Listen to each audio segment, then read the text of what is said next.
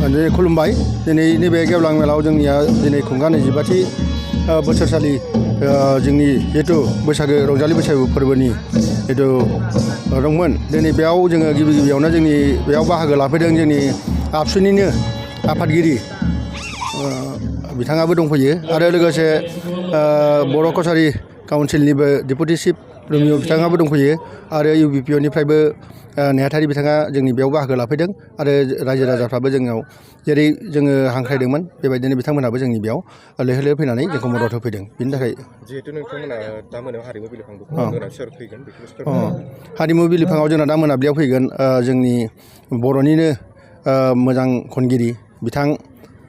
जेल सिं बसुमतारी आरो धनजिता बर' बिथांमोना सानैबो फैगोन मोनाबिलिनि समाव जों आसा खालामदों रायजोफोरखौ जों बे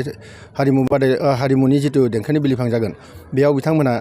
जाहाथे गासिबो फैगोन आरो रायजोफोरखौ जों लैहोर लैहोर फैगोन होनना जों आसा फालिना दं जोंनि बे हाबाफारिया मोजां थागोन होनना जों आसा खालामनानै दं जिहेतु बैसागु फोरबो फैयै देग्लाय रुपाथि मायथाइ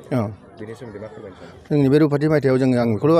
खालामदों जाहाथे रुपाथि मायथाइयानो जानानै जोङो गासिबो रायजो राजाखौ जोङो गोजोननाय सामलायहोनाय जों बावनाय थाबाय जोंनि बे समाव बिथांमोनहाबो जोंखौ मदद होफादों रायजो राजाफ्राबो आरो लोगोसे जोंनि बेयाव जायफोर दैदेनगिरिफोर एबा गुबुन गुबुन माबानिफ्राय हान्जानिफ्राय अबा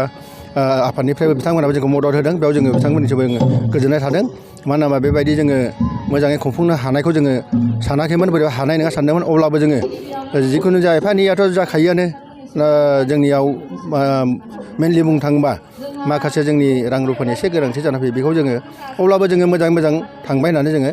आसा फारिनानै दं